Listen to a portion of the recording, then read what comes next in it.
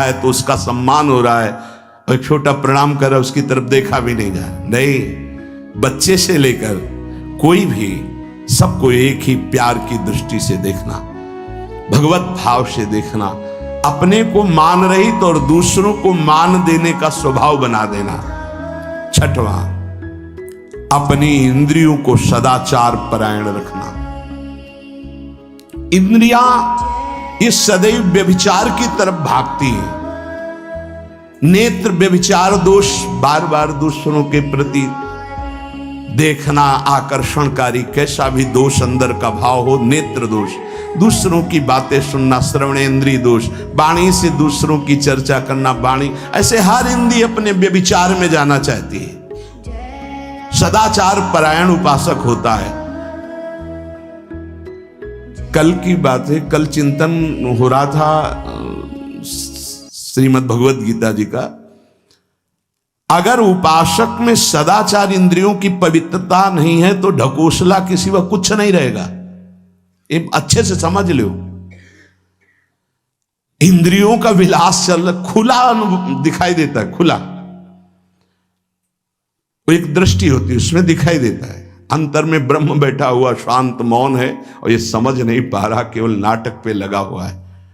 अपना मन, अपनी इंद्रियां यदि संयम में नहीं है, सदाचार में नहीं है, तो ढकोसला ही है, आडंबर ही है, नाटक ही है।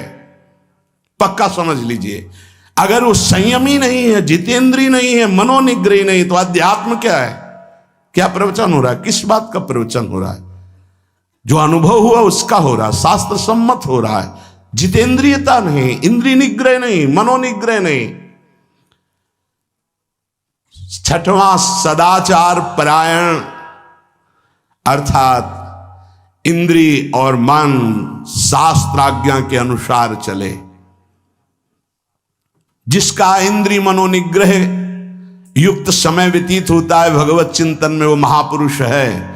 अभी वर्तमान में ही है, चिंता मत करो, स्थिति जागृत होने में देर नहीं।